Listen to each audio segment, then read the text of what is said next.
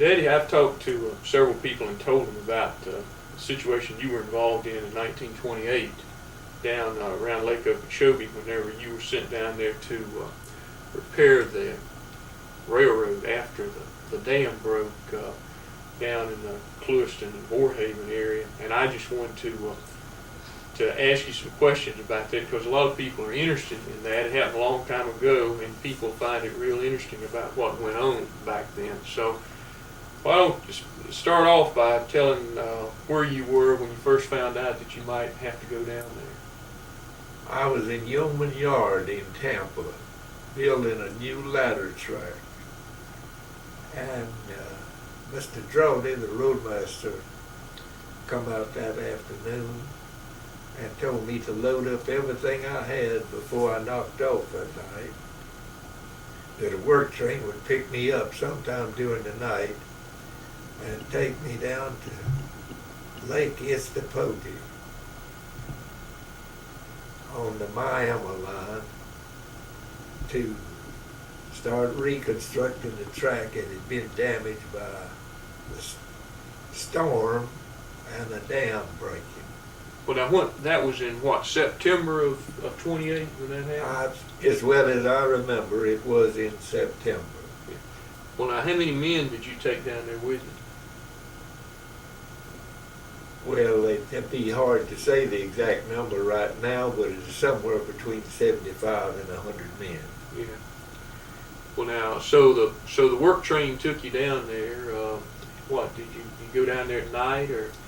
They picked me up. I coupled onto the train to my camp cars at 11:30, and we checked out and we arrived at Lake Istapogi about 7 the next morning.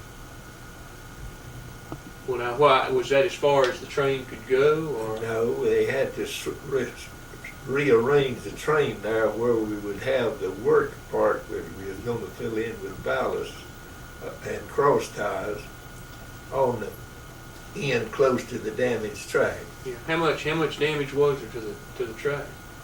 Well, there was places washed out anywhere from 20 feet in length to 200 feet in spots all along there for 30 miles of track. Well, how would you fix the track? Did you have to fill in with ballast first? No, the first thing we would do was to build a crib under the track out of cross ties, just cross-lay them, and build that up to the track, and then we would push the car of ballast out over the wash place and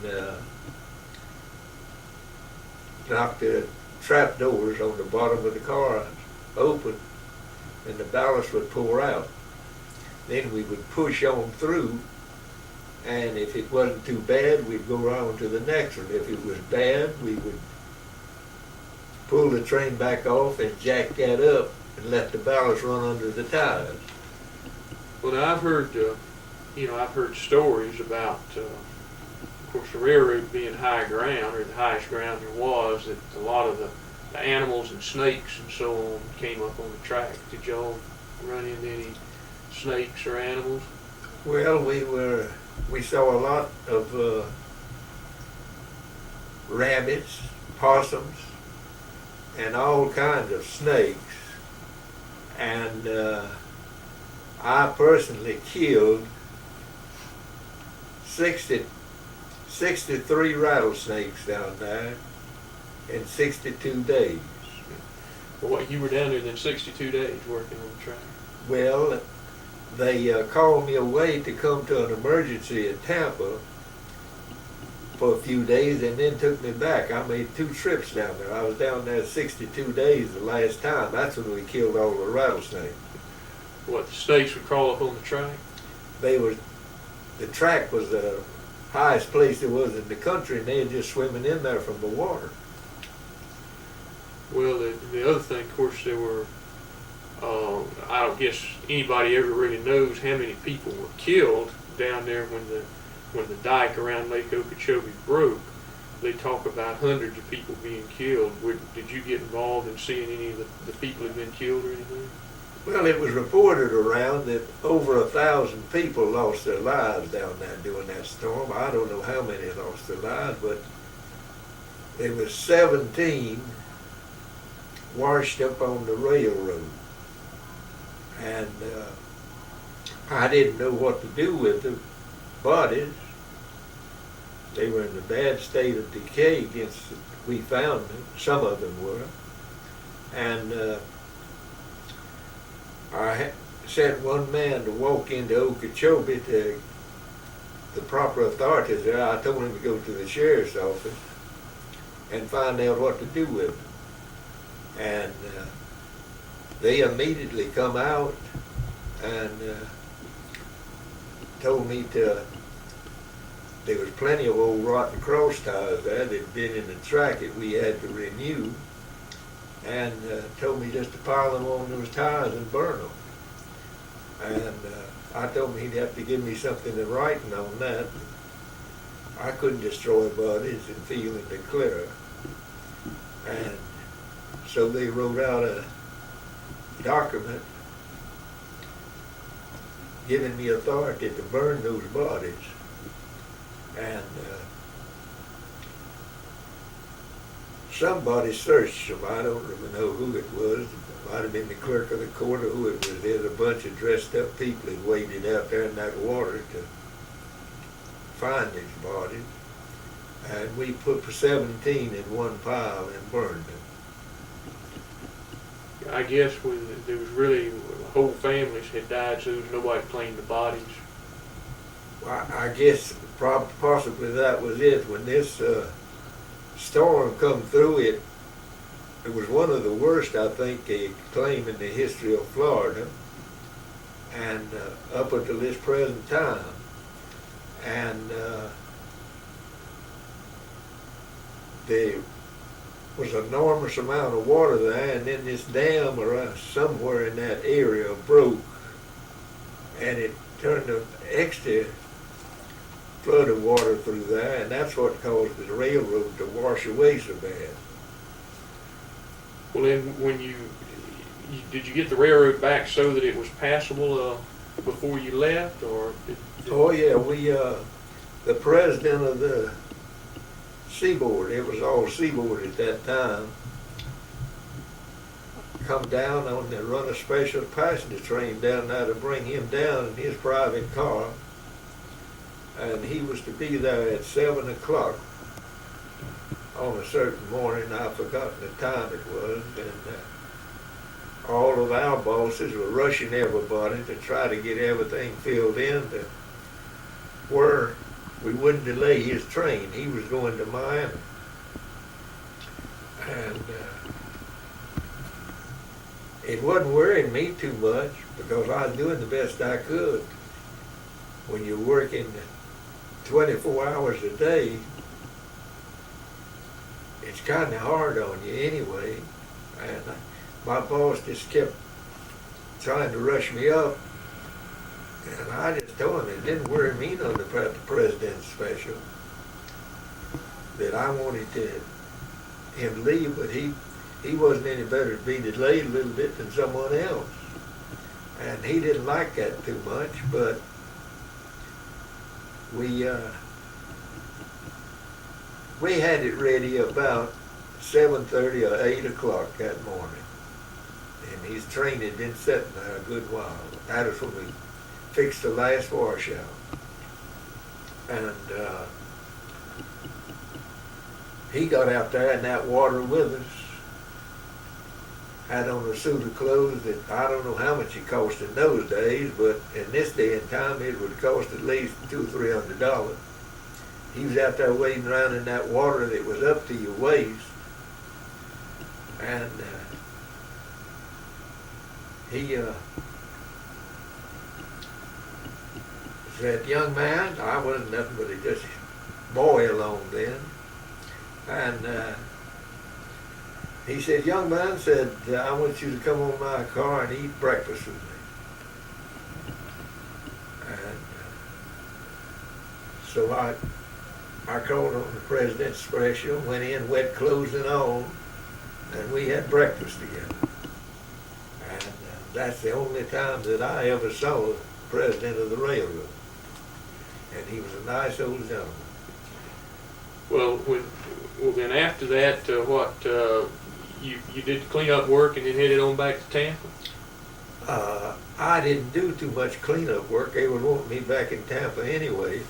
Left the cleanup work for the small section crews. But I got back, he told Mr. Simpson, who was the top of the engineering department of the railroad, had been down there with us since the second night of the operation. And we got to know each other pretty good. In fact, we got to know each other so good that he drank up all my whiskey. I drank a little bit along then, but when I found out where we was going, why, I decided that some might be good there to keep some of us going. And I was camped at Yeoman, as I said, right across from Gary. Somebody might get snake bit too. Yeah. And so I went over there and bought a case of 4 Roses and just had it sitting under my bed. Well, when we went in for breakfast the first morning there, Mr. Simpson made the remark that he would give a right arm for a pint of good whiskey this morning. And I just went down to my bed and Mr. Simpson, I heard you say you'd like to have some whiskey. There it is, help yourself. I'm not going to see you drink and you're not going to see me drink. I realized that according to Rule G, you could take me out of service for taking a drink, and I don't want to see you take one. And he must have taken several, because when I got ready to go back to work, he said he thought he'd take a little nap. I would go off and rest 2 hours each morning at 7 o'clock, and I'd knock off at night at 7 o'clock and rest 2 hours. And the other time I was out there in that water for, I don't remember how many days, but it was a good long while. And that was when I went back the second time. And he said, let me pay you for that whiskey. I know, I don't want anything for it, Mr. Simpson. You've been nice to me. And you've saved me a lot of steps out here. He said, well, when you make up your payroll for these, I think it was 24 days or something that he and I were together. Said you mark up 24 hours a day on your payroll. Well, Mr. Simpson, look, we can't get by with that. If you tell me to mark up an extra hour or something, I could do that all right and get by with it. But 24 hours a day, we got the toughest auditor down here in Tampa that is on the seaboard. And he'll catch that right off, and he'll be asking some questions. He said, if he asks you any questions, you tell him to call my office, and I'll be in Portsmouth. All right, okay, so when I made out my payroll, I marked up 24 hours a day for ever how many days it was. It's been so long, I've forgotten now. And of course, I was back on my section then, and when I come in that evening, the operator told me that Mr. Haygood, the auditor, wanted me to call his office. And I I called him, and he said, "I've been expecting your call." Said, "I was waiting here. It's just time for me to be at home eating supper." All right, well, what did you want? He said, "It's 24 hours a day for these." It was something over 20 days. I've forgotten what. Said, "I don't quite understand that." Said, "I don't believe your system would stand that." Mr. D.W. Simpson told me to do that, and said if you had any questions to call his office in Portsmouth. D.W. Simpson, I said, "Oh, well, I'll be okay. I'll be okay." He said, "That'll be in your next paycheck." And so you got paid for working 24 hours a day? Huh? I got paid for 24 hours a day for, it was somewhere up in the 20 days. And but you were actually working 20 hours a day, though. I mean, you were taking 2 hours off in the morning and 2 hours at night sleeping. That's all I got for them days. And I lost 60 pounds of weight during that period of time. How much did you weigh to start with? 200 few pounds. Good grief. So you lost 60 pounds during that time. Well, what in all that time, I guess, like you said, you were working out there in the water. The water was deep out there, wasn't it? Oh, the water was anywhere when you stepped out, started into it there. Some places it'd be up to your waist, and a lot of the places when we was putting those cribs under the track, we had to tie them together with wire or rope or anything we could get, or they would float out from under the track before we could get some more on them. And we thought about nailing them together, but that bumping on the nails would shake the other one, the spikes rather, would shake the other one loose, and they'd come out. We found out we couldn't do that. And it was the most aggravating and trying job that I was ever on. You said this man Simpson was there. Who you remember? Any of the other people that were down there with you? The roadmaster was there with him, but he was very quiet and stayed in the background all the time. He didn't bother around. In fact, I wondered what he was out there for. Well, everybody has to be someplace, I guess. Well, anything else you remember is particularly interesting about it? Well, the main thing I remember was that those cars, if you know anything about railroad cars, are mounted on, I guess the wheels are about 30 inches in diameter. And of course they have a journal and a box there. And them rabbits would be up on top of that cross beam that comes across our hoboing in that water when we was unloading ballots. And them blacks, we call them now, we called them niggers along then, but them blacks would reach up under that, get a rabbit and break his neck. They got 5 or 6 of them. Some of them, our camp cars were right out there on the railroad with them. And they'd take them back there for the cook to cook them some rabbits. Fred, and, I guess you didn't have a lot of fresh meat out there, right? Or were they delivering food? No. They, Fitzgerald made several trips down there on motor car to bring us food. Yeah. That was our commissary. But we got along, we fared very well except for the time period we was on duty. It was in warm weather. The water wasn't cold, and it was muddy and murky and nasty. Everything in the country was washing in there on it, and it was about the worst working conditions I ever worked in. Well, did any of the men working down there? Did any of them get sick? Not that I know of. If there were several of them laid off a while when they got back to Tampa. But nobody marked off with me as being sick. They just took off. Yeah. It was like I was. It drew the biggest paycheck they ever drew if it was working for nothing. Well, but back to the thing that I was interested in thinking about the rabbits. In other words, the rabbits would just hobo up underneath those cars. Yeah.